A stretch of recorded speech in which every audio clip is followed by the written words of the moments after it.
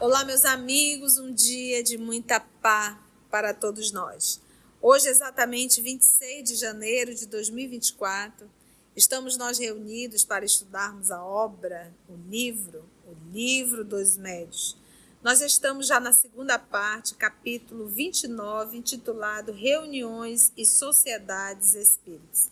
Esse capítulo aqui, ele vai tratar exatamente sobre as reuniões. Então, hoje, por exemplo, isso aqui é uma reunião. É uma sociedade reunida para estudar o espiritismo. Então, o que ele vai chamar de sociedade espírita, hoje nós chamamos de grupos espíritas. Então, aqui ele vai dar, ponto a ponto, qual a conduta, qual o propósito, qual a intenção que deve pairar sobre o sentimento de cada participante dessa sociedade. Então, isso serve tanto para estudo, quanto para as reuniões de desobsessão, toda e qualquer reunião, união de pessoas dentro da instituição. Então, isso é uma sociedade espírita, é um grupo espírita. Vamos, então, envolver a nossa irmã Carlinha, que irá fazer a nossa prece de gratidão, e logo depois nós adentraremos em sociedades propriamente ditas, item 334. Amado Jesus, com o coração cheio de alegria, que te agradecemos essa oportunidade que temos de estudar, de nos reunir e de aprender sobre a vida que realmente vale a pena. A vida espiritual, aquela que não se acaba e aquela que precisamos estar preparados. Ajuda-nos a compreender que aqui é uma escola, que aqui tudo é teatro e que a gente precisa seguir os teus passos para nos desempenhar melhor esse papel que tu nos destes aqui na terra, seja de pai, seja de mãe, seja de filhos, de irmãos, e que a gente possa caminhar contigo em todos esses momentos, aprendendo as lições que cada um desses papéis nos reserva. Ajuda-nos a compreender e ter disciplina, assim como Kardec, de como estudar e de como tratar esses assuntos. Que assim seja. Então, vamos lá, item 334, sociedades propriamente ditas. Tudo que dissemos sobre as reuniões em geral se aplica naturalmente às sociedades regularmente constituídas, as quais, entretanto, devem lutar contra algumas dificuldades especiais, originadas dos próprios laços existentes entre os seus membros. Qual a maior dificuldade dentro de uma instituição espírita? Relação, pessoas. É só no centro espírita? Em qualquer lugar. Resumiremos aqui alguns esclarecimentos sobre a maneira de se formarem as sociedades espíritas em atenção aos inúmeros pedidos que nos têm sido feitos nesse sentido, né?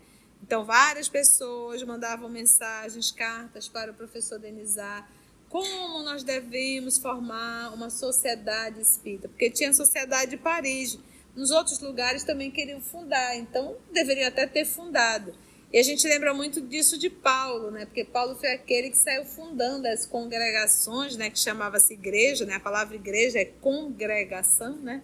E ele foi um dos fundadores das igrejas. E ali a gente vai percebendo esse trabalho que ele tinha. E lembra que depois que ele fundou as igrejas, aí começaram a mandar várias cartas, daí surgiram as cartas, né? Paulo, está acontecendo isso, apóstolo Paulo, está acontecendo aquilo. E nesse movimento, foi aí que Jesus o inspirou, ele começou a escrever as cartas. Então, não é diferente o trabalho do professor Denizar. Ele começa também a receber essas cartas e esses pedidos. Então, vamos ver como resumiremos aqui alguns esclarecimentos sobre a maneira de se formar a sociedade espírita. Isso aqui, com certeza, poucas pessoas leram, por isso que está essa confusão. Vamos nós. Deixa eu repetir aqui. O Espiritismo, que mal acaba de nascer, então nós estamos aqui com a publicação de O Livro dos Médios, 1861.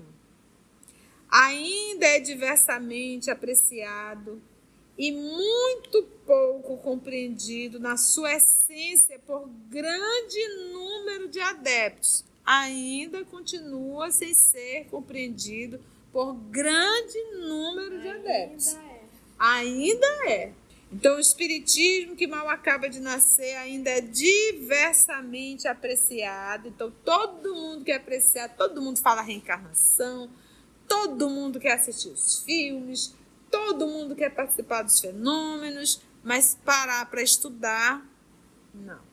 De modo, então, na sua essência, por grande número de adeptos, de modo a oferecer um laço forte que prenda entre si os membros do que se possa chamar uma associação ou sociedade. Que laço seria esse? Esse laço só poderá existir entre os que percebem o seu objetivo moral. O objetivo moral de quem? Da doutrina espírita. Então, esse laço, essa ligação entre os adeptos, porque não é a casa que nos reúne, é o propósito que nos reúne. Nós podemos estar dentro da mesma casa, mas todos divididos, partidos, né? Uma parte para um lado, uma parte para o outro. Esse laço só poderá existir entre os que percebem seu objetivo moral e compreendem e o aplicam a si mesmo. Então, eu entender o propósito dessa doutrina, que é realmente nos moralizar, daí a parte moral, e eu aplicar na minha vida, não é na vida alheia, não. É na minha vida. Então, se nós fizermos esse movimento, aí sim, nós estaremos prontos para verdadeiramente fazer uma sociedade espírita e não um partido espírita. Entre os que neles só veem fatos mais ou menos curiosos, nenhum laço sério pode existir. São as pessoas que buscam os fenômenos. Colocando os fatos acima dos princípios, quais são os princípios? Qual é o início do espiritismo? Qual é o propósito do espiritismo? Transformação moral.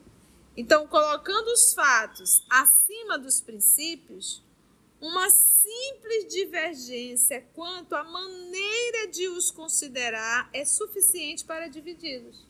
Então, a pessoa está tão presa aos fatos em si, né, que acaba esquecendo, acaba dizendo assim, olha, nós temos que fazer dessa forma. Aí o outro pula e diz assim, não, dessa forma não está certo, não. Essa forma não está certa. E o trabalho está sendo bonito. Mas é uma besteirinha. O que ela fez. Essa ideia dela não vai contribuir, mas também não vai destruir.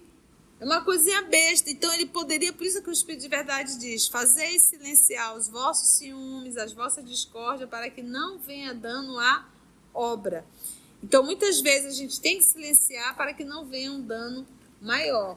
Eu gosto sempre de citar a obra Paulo Estevam, mas a gente vai ver o quanto Pedro silenciou para que não viesse dano à igreja do caminho, né? Porque quem realmente sustentava financeiramente eram os fariseus, né? Eram os fariseus, os judeus que contribuíam, só que ele tinha que calar por uma série de coisas. A gente só viu realmente Pedro falar algo quando tentaram transformar, ensinar que Jesus seria um profeta e não um Messias. Aí foi a hora que Pedro disse, não. Não é assim também, né? Aí ele soube se impor um pouco. Mas é realmente essa parte moral. Então, quantas desavenças nós criamos dentro da instituição por causa de besteira? E são essas besteiras que às vezes destroem grupos, trabalhos.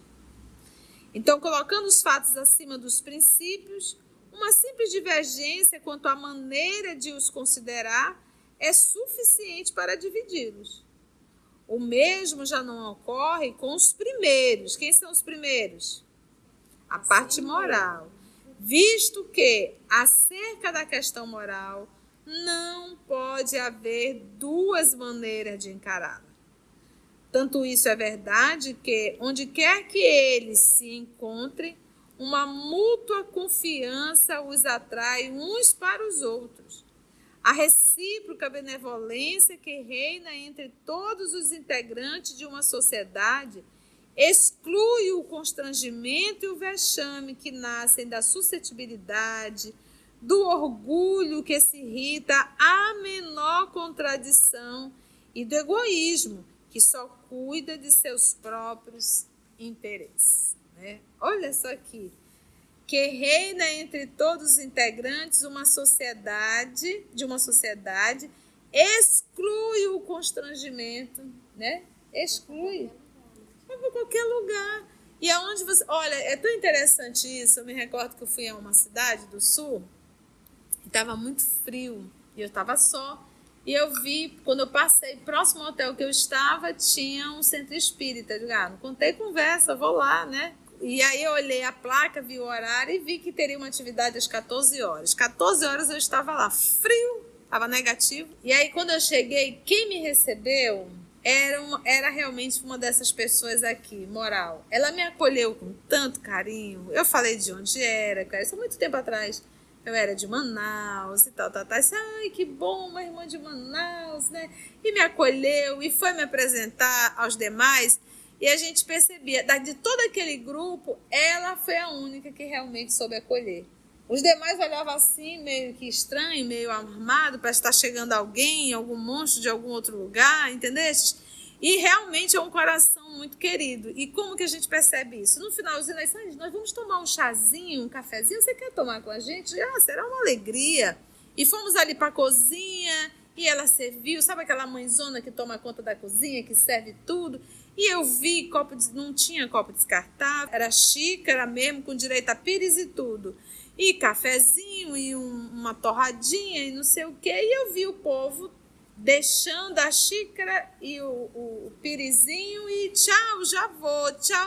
Eu, meu lado doméstica, já preocupado com aquele monte de louça ficando. Eu digo, meu Deus, e quem vai lavar essa louça? E eu vi todo mundo indo e ela não fazia uma reclamação, ela não fazia um gesto, ela ia colhendo aquilo, enfiando na pia. E quando eu vi que só estava eu e ela, eu digo assim, eu vou lavar essa louça. Ela disse, não, imagina, eu digo, não, me dê essa alegria. E fui lavar a louça, só que tinha um problema. A água da torneira estava congelada, não tinha a água morna.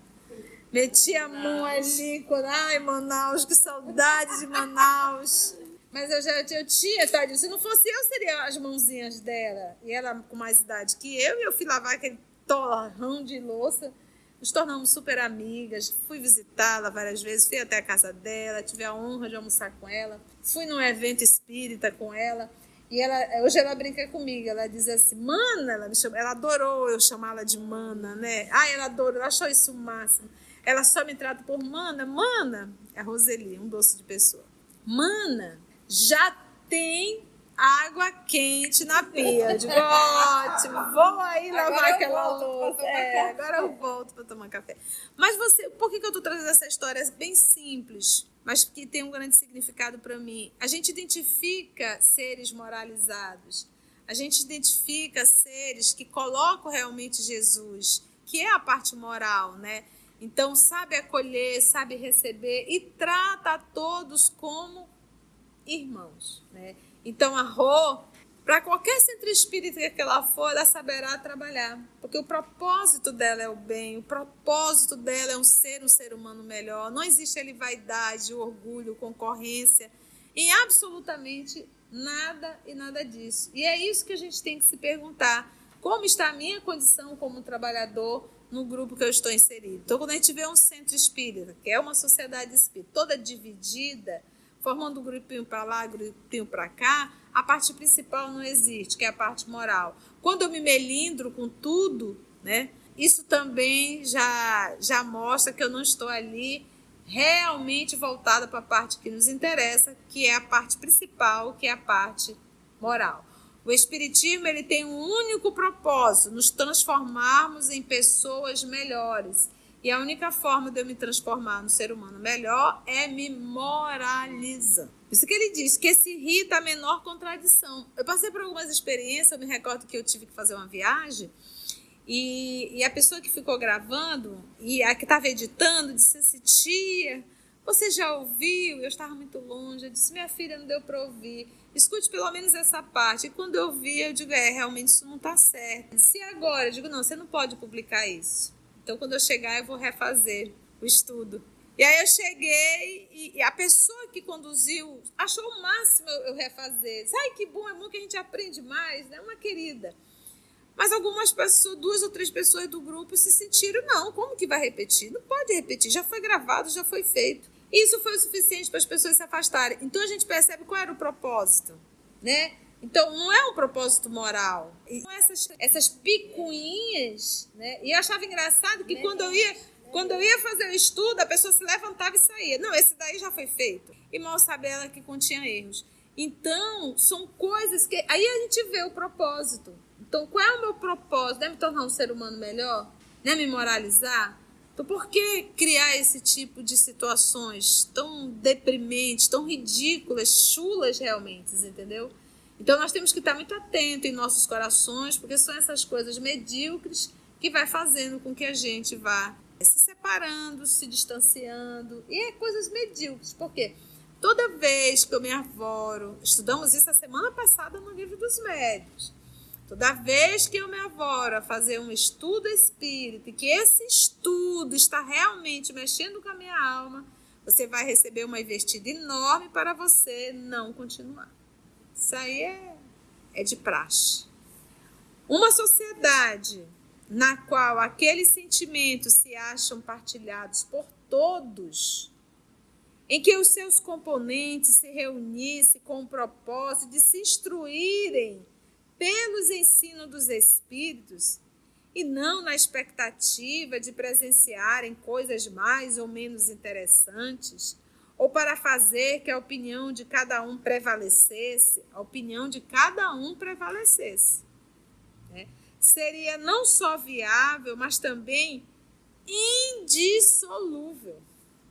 Então, se o grupo se dissolveu, se acabou, é porque esse grupo não estava realmente voltado para a parte moral da doutrina. Não estava. Então, por isso é que Jesus diz, os meus discípulos, ou seja, os meus alunos, serão reconhecidos por muito se amarem. E esse movimento de se amar é cuidar um do outro. Respeitar um ao outro. E nesse movimento, qualquer coisa que venha surgir, até mesmo uma fofoca, se você ama o outro, você diz, não, fulano não faria isso. Fica ali para você. Então, a pessoa, porque a pessoa tem bondade dentro do coração. A pessoa respeita o outro, ama o outro, cuida do outro, então não consegue cair nessas armadilhas. Por mais que chegue influências espirituais e comece a nutrir sentimentos contrários, você consegue, isso não é meu.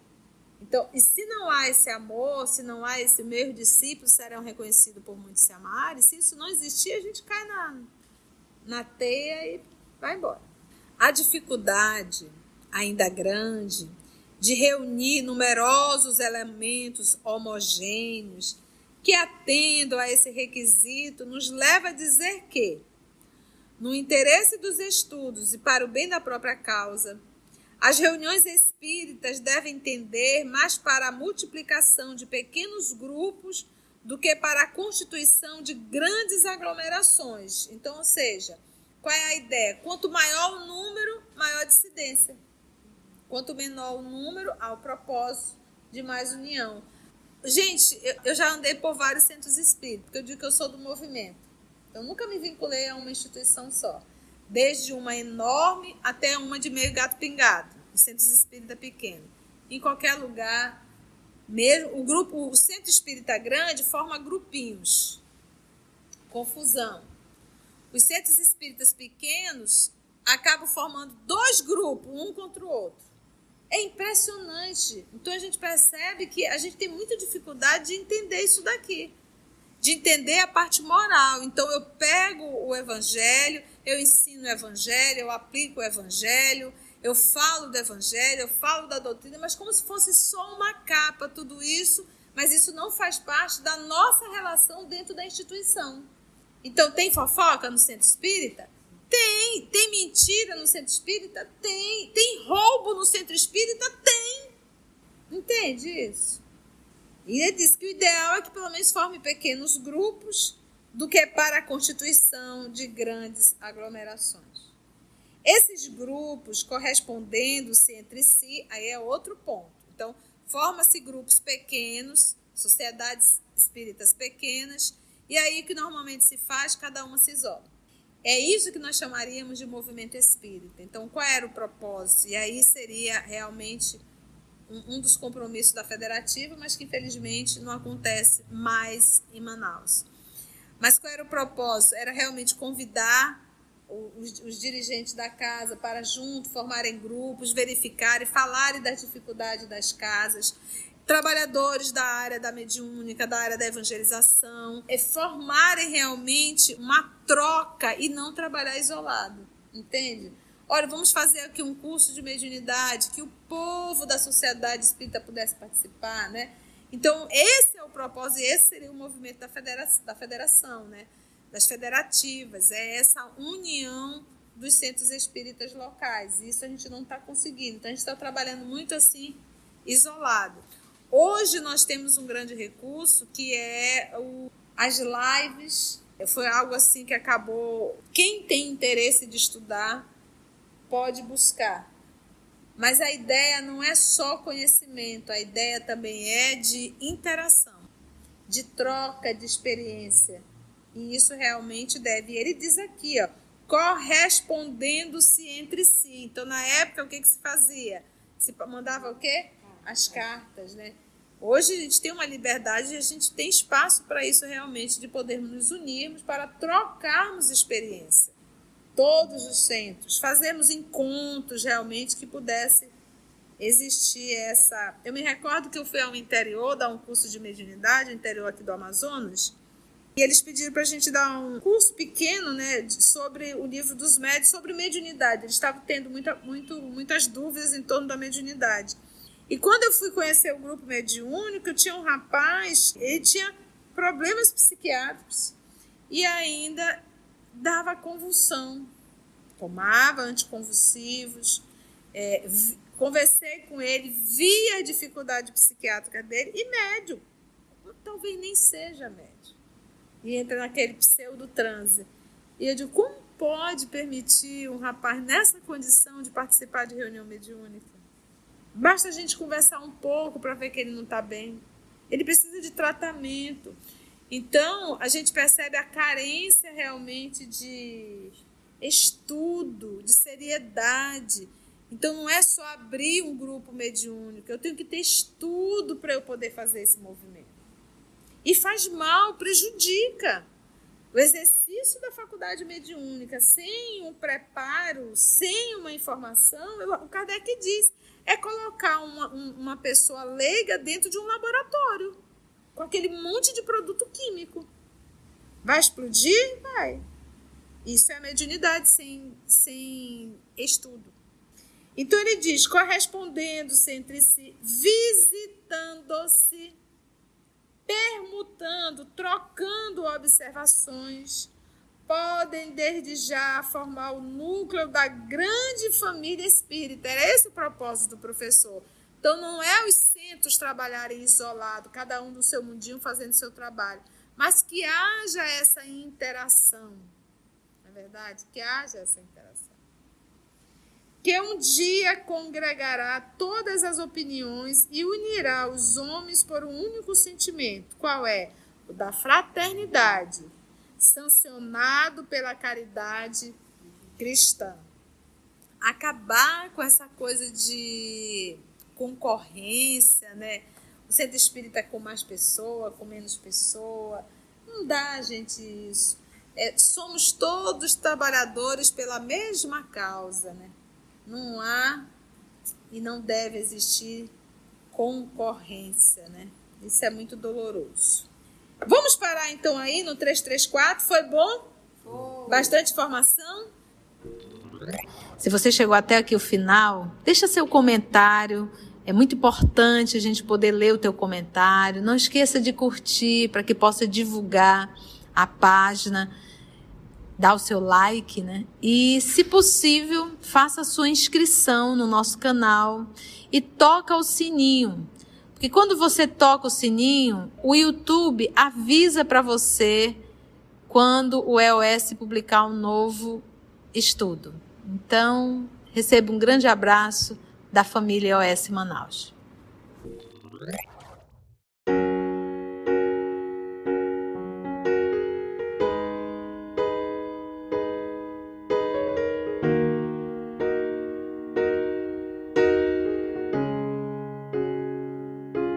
Antes de orarmos em agradecimento, vamos ouvir algumas considerações da tia que destacamos neste estudo para a reflexão dos ensinamentos. Vamos aos destaques da tia?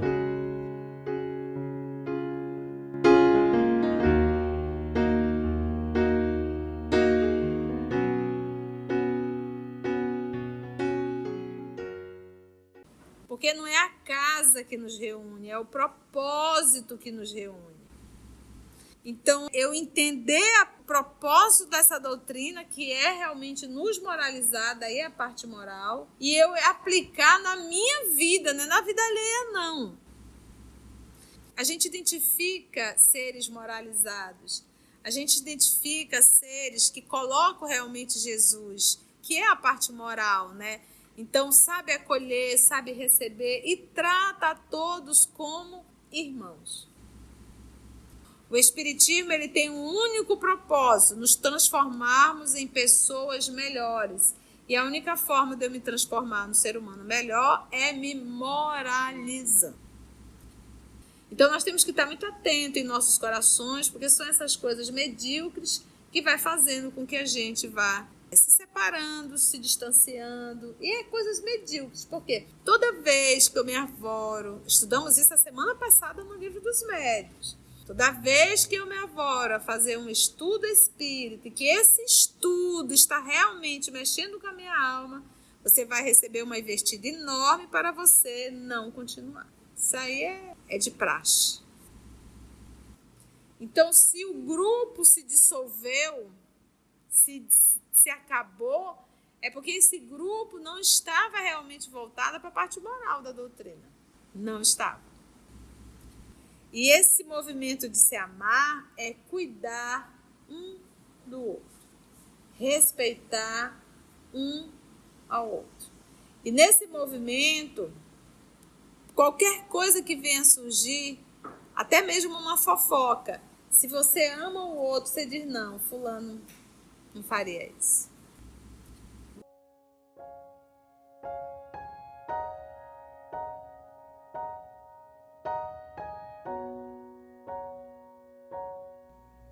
Assim, concluindo o nosso estudo de hoje e agradecendo o nosso Mestre Jesus por mais este momento de aprendizado, vamos orar?